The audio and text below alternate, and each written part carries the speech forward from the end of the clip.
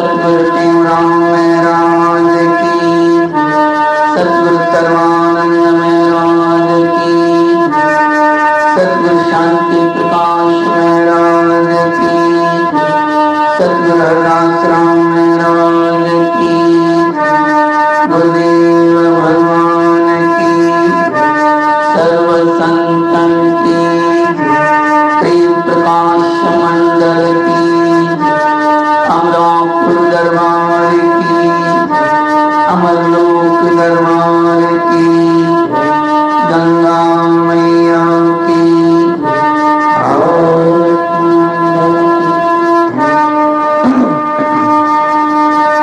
निशोकमानं गतराग विष्णु ज्ञानी कसूरं जगदेकवंदं अज्ञातलीनं इन्वृत्तकाम श्री टेवराम शरणं प्रपदि, श्री टेवराम शरणं प्रपदि, सर्वानंद प्रदातारं सर्वानंद विकास सर्वानंद विताराणि श्री सर्वानंदं नामामि, श्री सर्वानंदं नामामि।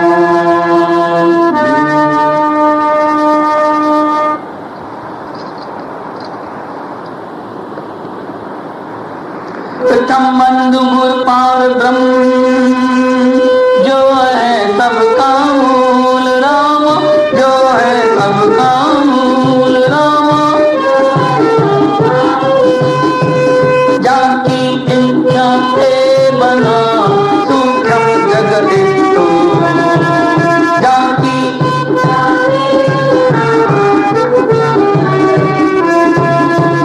हरि हर सूर गणेश शारद मात मना, जाके पद वंदन किए सर्व विघ्न मिट जाओ, सतगुरु के पद पदम का लेकर मैं आधा, कहते हूँ संसार के शोध लिया निगता, सावधान होके सुनो प्रीतम प्रीत लगा, शिखर ध्वज चूड़ा की, शिखर ध्वज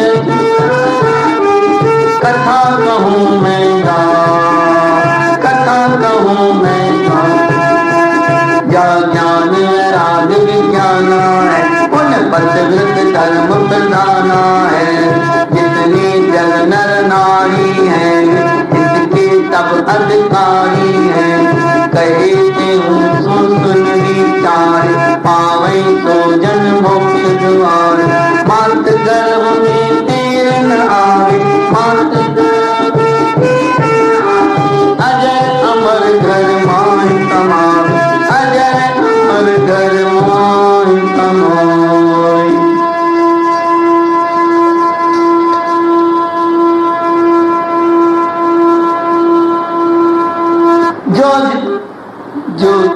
जो राजा चाहे पदारथ मन के अंदर आंच करी, कहे बिना सो जान चुड़ाला शीघ्र आने आगे धरी, निज हाथों से सेवा करती आज्ञा में नित चलती थी, श्रुति मिलती मन वृत्ति कर ज्ञान पति का धरती थी, ऐसे ही पुन राजा की रथ रानी में लाग गई, दोनों रिल मिल सुख से रहते, दोनों रिल मिल चित्त की चिंता भाग रही, चित्त की चिंता भाग रही।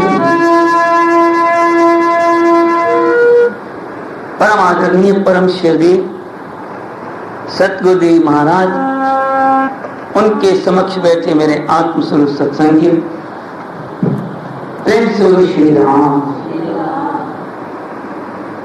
योग विशिष्ट में वशिष्ठ महाराज श्री राम जी को और सतगुरुदेव महाराज अपने जिज्ञासुओं प्रेमियों को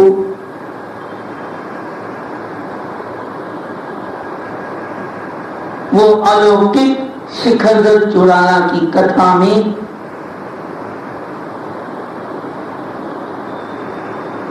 उस प्रेम के प्रसंग के बारे में बतला रहे हैं कि राजा और रानी आपस में कितना प्रेम करते थे।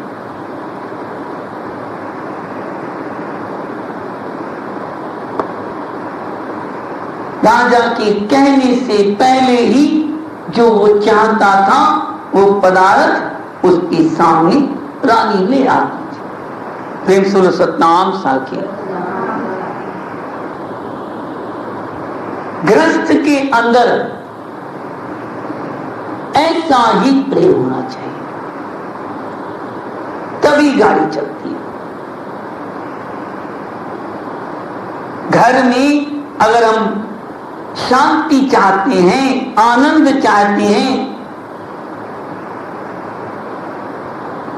या चाहे परमार्थ के रास्ते पे आगे बढ़ना चाहते हैं,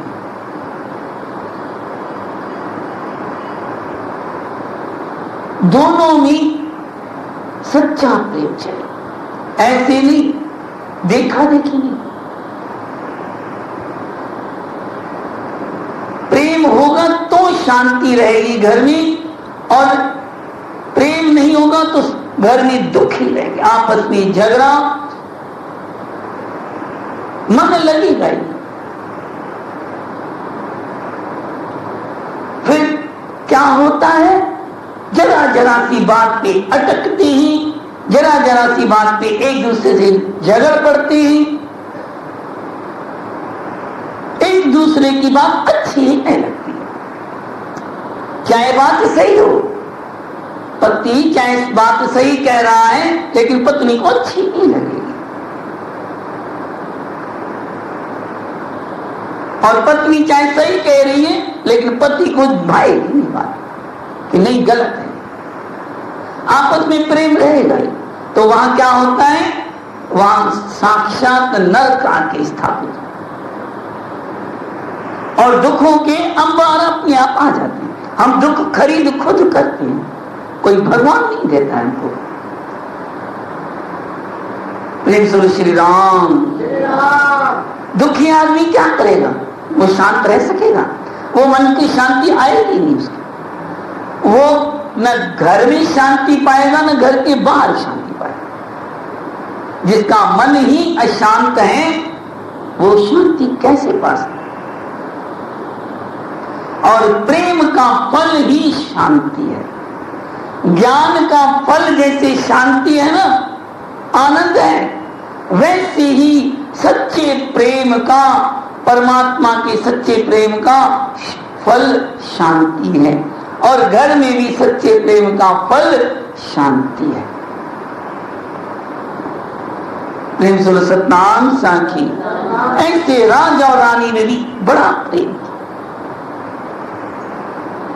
राजा को कहना ही नहीं पड़ता था कि भाई ये काम करो, अपने आप वो समझ जाती। इसी को कहते अतिशय प्रेम। और ऐसा प्रेम शारीरिक ना होता है, फिर वो आध्यात्मिक आत्मिक अंदर का प्रेम हो जाता है। वो शरीर से नहीं होता है,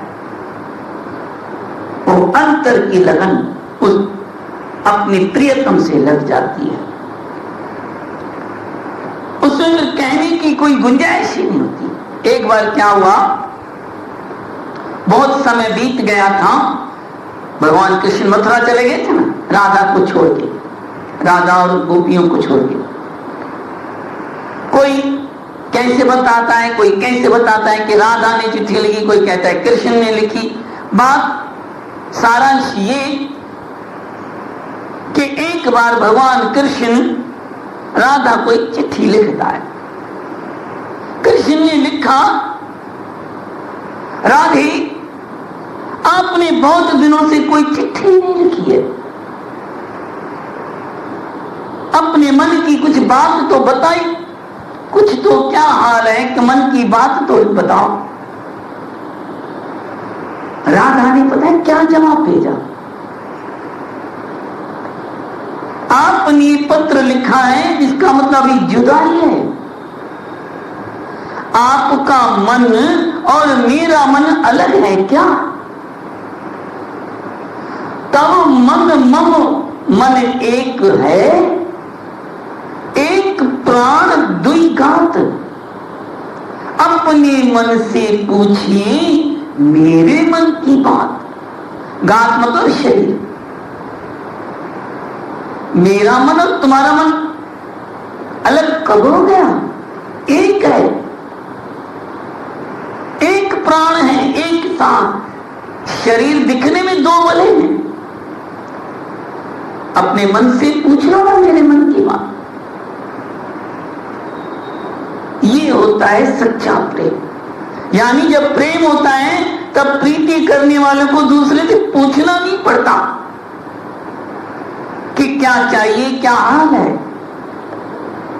क्या चल रहा है तुम्हारे मन में। और प्रेम स्वार्थ के कारण जो होता है तो वो कभी सुख पहुंचा नहीं सकता।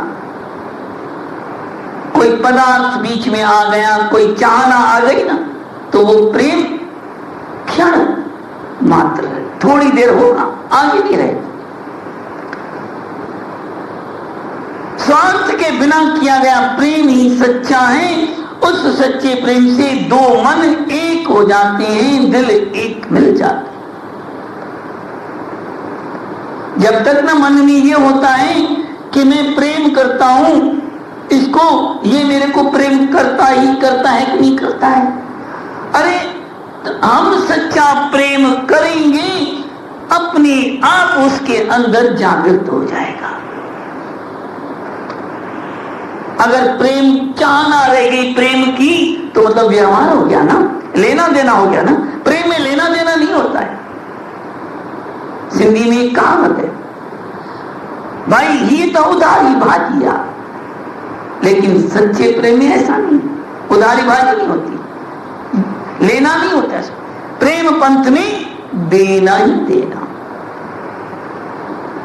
वैसा कोई दुख दे रहा है चाहे कैसे भी चल रहा है, लेकिन हमको उसे प्रेम। गुरु तभी तो परीक्षा लेता है, देखता है ये मुझसे प्रेम कर रहा है तो जानबूझकर दुख देगा, जरा जरा सी बात पे डांटेगा, जरा ये कोई ना कोई दुख पहुंचाने की कोशिश करेगा। देखिए कहीं भाग तो नहीं जाता है मेरे प्रेम मेरे से है सच्चा कि केवल यहां कुछ चाहना के लिए आया है, वे चाहता है। बहुत सूक्ष्म बातें हैं, हम समझ नहीं पाते हैं उसको, हम गुरु के प्रति भाव बदल देते हैं। प्रेम सुर सतनाम साखी। और प्रेम में व्यक्ति चाहना के रखता है तो वो आगे नहीं बढ़ सकता पंथ में। शब्दों के माध्यम से नहीं कहा जा सकता ये प्रेम। ये तो जिसको अंतर से है और जिसके साथ है वो जानते हैं। प्रेम प्रीत कर्म नहीं जात न पात न वहां पे जात पात है, न कोई वर्ण है, कोई न वो शरीर सुंदर है कि गुरु में कुछ नहीं देखा जाता।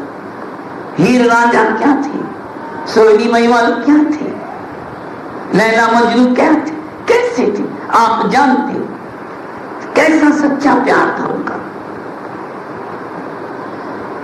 प्रेम पंथ में देना ही देना,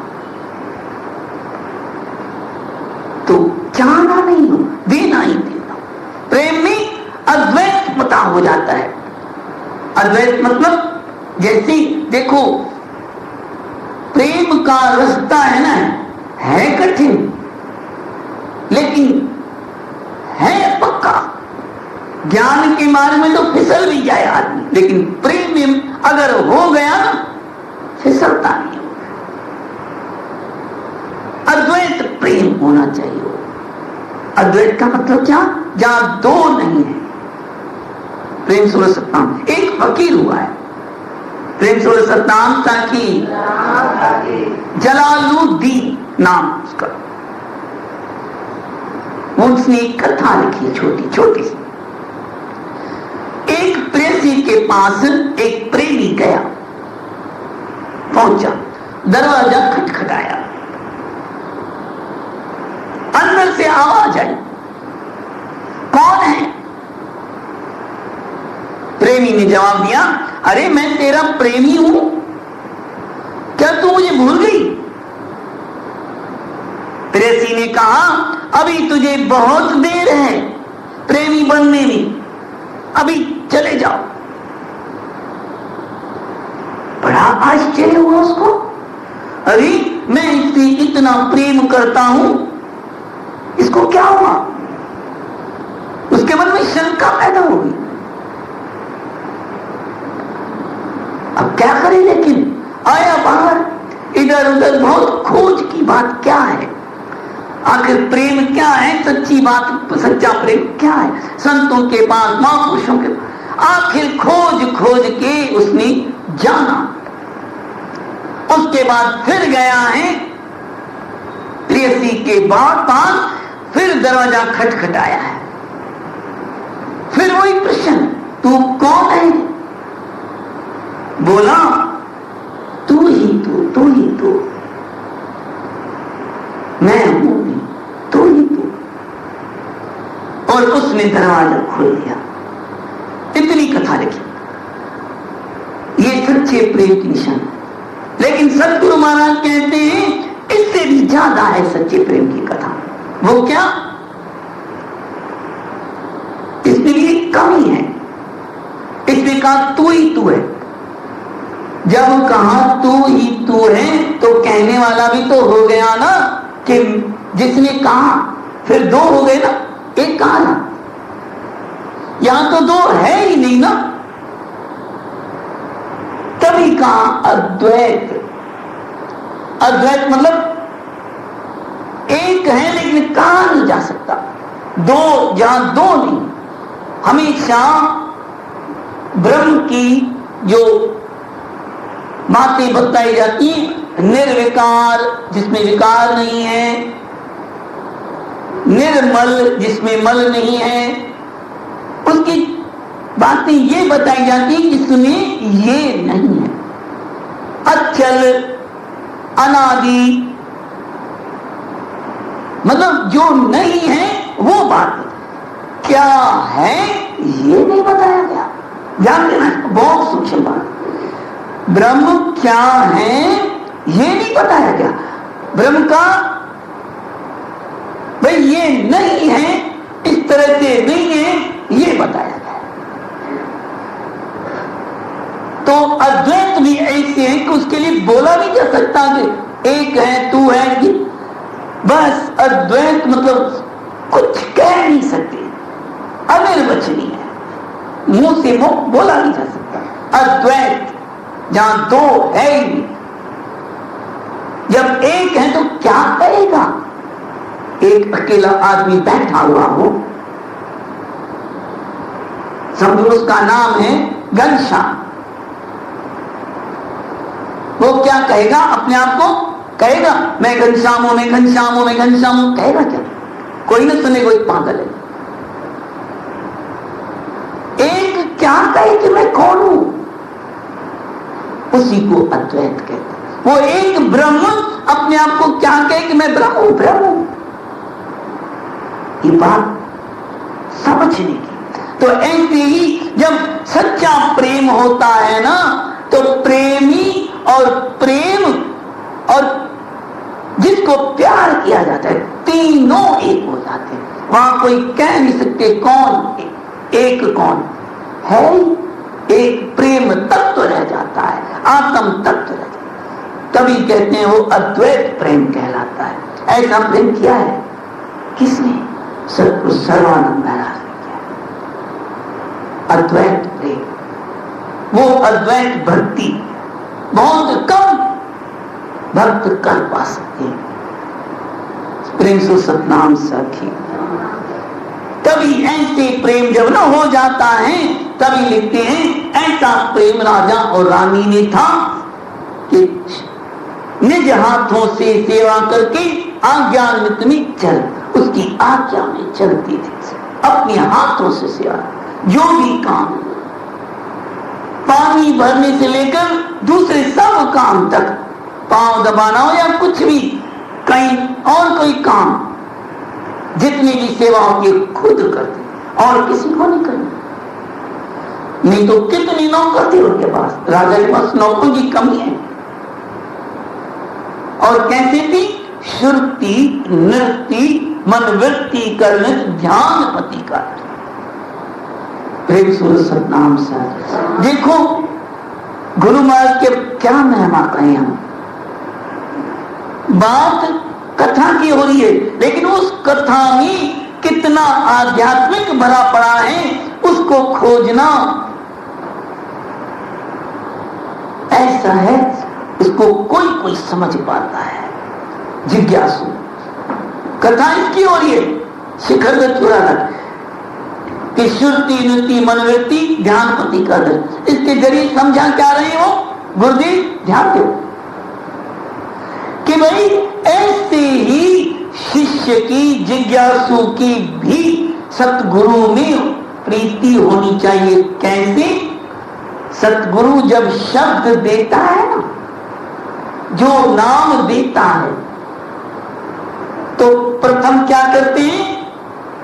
नृत्ति। नृत्ति मतलब नजर सतगुरु की मूरत में हो, एकदम सामने एक लेवल पर नाक की सीध में सतगुरु की मूरत दिखनी चाहिए। और उस आंखों से नृत्य मतलब आंखों की नजर, ऐसा देख के उसकी नृत्य ऐसी पक्की हो जाए गुरु की मूरत में कि आंखें बंद करे तो कुछ और नजर ही नहीं आए, कुछ ध्यान ही नहीं, कुछ है ही नहीं। एक सतगुरु की शक्ल, उसका चेहरा ही चेहरा हर पल, जब भी जहां भी बैठे आंख बंद करें और गुरु महाराज की अपनी मूर्ति दिखाई, तब समझो नृत्य पक्की हो गई। फिर आती है श्रुति। श्रुति मतलब जो शब्द गुरु ने दिया है ना, उस शब्द में सुरती लग जाए, वो शब्द की याद रहे, बार बार वो शब्द उचलता रहे अंदर, उस शब्द में श्रुति लग जाए। श्रुति का मतलब कान से मतलब वो आवाज गूंजती रहे, हमें एहसास होता रहे कि वो शब्द इस सांसों से चल रहा है और वो शब्द का हमें पता चलता रहे। और उस तरफ श्रुति लगी है कि भाई ये शब्द चल रहा है, ये शब्द चल रहा है, ये नाम उच्चारण हो रहा है, मैं कर रहा हूं उच्चारण, पक्का हो जाए। और फिर ऐसा पक्का हो जाए जहां भी हो, जैसे अंदर मन में ऐसी उसकी श्रुति उसमें ही लगी। तीसरी आती है वृत्ति। वृत्ति फिर क्या होती है?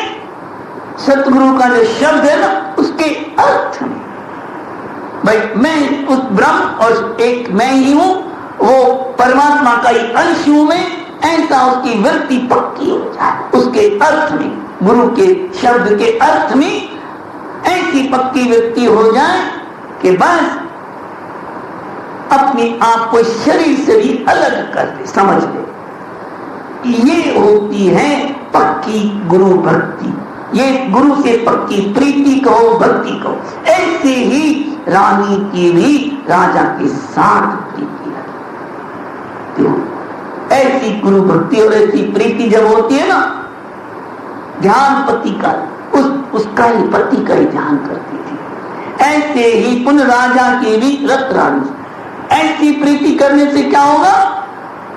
अपनी आप गुरु की प्रीति भी ऐसी पक्की लग जाएगी, उसकी भी कृपा बरस पड़ती है। और ऐसे ही राजा की भी रानी के साथ ऐसी प्रीति हो गई। प्रेम सुन सतनाम साखिए। तभी तो जैसा जैसा आपस में कोई विचार भी उठता था, वैसा ही उसको पता चल जाता था। प्रेम सुन सतनाम साखिए। कहते हैं भावना ही फल देती है।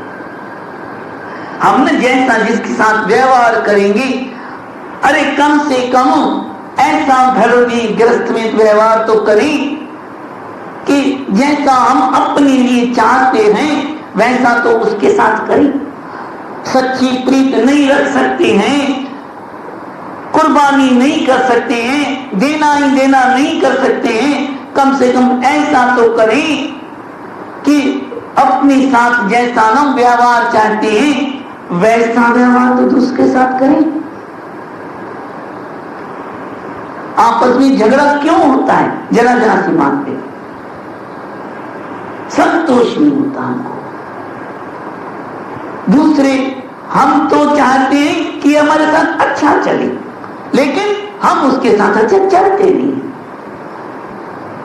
वो हमारे लिए बहुत कुछ करे लेकिन हम उसके लिए कुछ भी न करें, तो उससे तो झगड़ा होगा।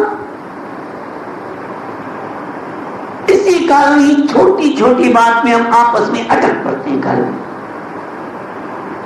इन बातों को भूल करके कम से कम हमसे ये प्रेम से व्यवहार करे तो हम भी तो करें उससे प्रेम से व्यवहार। ऐसे थोड़ी एक तरफ की बात चले, कम से कम दूसरे का अपना भला चाहते हैं तो दूसरे का भला भी तो हम चाहें, तो भावना का ही फल मिलता है। देखो, मां अगर अपने बच्चे को नहीं पाले, बच्चा जन्म लेता है और आया को दे दे संभालने के लिए, सारा टाइम आया के साथ खेले, वही गोदी उठाए, सब कुछ वो करे, दूध पिलाना, सब कुछ बातें संभालना, सारा वो खुद नौकरी करे या इधर अपनी बटर गश्ती करे, पार्टियों में घूमे, बच्चे की तरफ बिल्कुल ध्यान नहीं दे। आप ऐसे घर में चले जाओ, आप देखोगे बच्चा आया से प्यार करता है, अपनी मां से प्यार नहीं करता है। क्यों? मां ने प्यार दिया ही नहीं, तो बच्चा क्या प्यार दे सकेगा? बच्चे को जिसने प्यार दिया उसको ही सब कुछ समझने लगता है। तो ऐसा हम भी अगर घर में शांति चाहते हैं तो एक दूसरे से सच्ची प्यार से चले, हर एक का भला चाहे, तभी गाड़ी आगे चल सकती है। प्रेम सुर सतनाम सर। तो ऐसी पतिव्रता धर्म भी ऐसा है। देखो, पतिव्रता धर्म का बहुत महत्व है। इसलिए जैसे चोड़ारा ने किया था पतिव्रत धर्म, तो पतिव्रत धर्म का योग ऐसा शक्तिशाली है कि भगवान तक झुक जाता है। आपको कथा मालूम होगी, सती अनुसुया की कथा आपको मालूम होगी, जानते हम सब हैं। केवल मन उसकी तरफ बातों को विचार करे। ब्रह्मा विष्णु शंकर तीनों उसका पतिव्रता धर्म नष्ट करने के लिए आए। आके कहने लगे, संतों का वेश डाल के भिक्षा लेने, तो भिक्षा देने के लिए जब लाने के लिए जाने लगी, कहते हैं माता ऐसे भिक्षा नहीं लेंगे, हमारा नियम है आप नग्न होके हमें भिक्षा देंगी तब हम स्वीकार करें। अब माता विचार में पड़ गई, ऐसा कैसे हो सकता? लेकिन उसको भी अपनी बुद्धि थी परमात्मा की दी हुई, और पतिव्रत धर्म था। कहा ठीक है, वो जल का लोटा लेके आ गई, अंजलि ने जल लिया और संकल्प किया, हे प्रभु, अगर मैंने पतिव्रत धर्म पूरी तरह से पालन किया है तो ये तीनों छोटे 6 महीने के बच्चे हो जाए, और छीटे जल छल दिया, और तीनों ब्रह्मा विष्णु में तीनों 6 महीने के बच्चे हो गए छोटे, और तीनों बच्चों को फिर उसने दूध पिलाया है। देखो, ऐसी शक्ति होती, योग होता है। जैसे ज्ञान योग, भक्ति योग, ऐसे पतिव्रता योग है। ऐसी पतिव्रता स्त्री को अपने पति के साथ सब कुछ समर्पण करके चलना चाहिए। उसके लिए वही सब कुछ, परमात्मा भगवान सब कुछ, गुरु वही है, और किसी की तरफ ध्यान ही नहीं देना चाहिए। आपकी कथाएं तो बहुत सुनी है, इसकी ये भी सुनिए ना, गांधारी की। गुरु महाराज ने अपने सत्संग में सुना थी कि गांधारी ने आंखों से पट्टी खोली और दुर्योधन का शरीर सारा वज्र की तरह मजबूत हो गया, केवल लंगोटी की जाए कच्ची रहे, क्योंकि लंगोटी बांधी थी, और उसी बात से फिर वो मारा गया। नहीं तो उस किसी की शक्ति नहीं थी कि वो दुर्योधन को मार सकता। ऐसी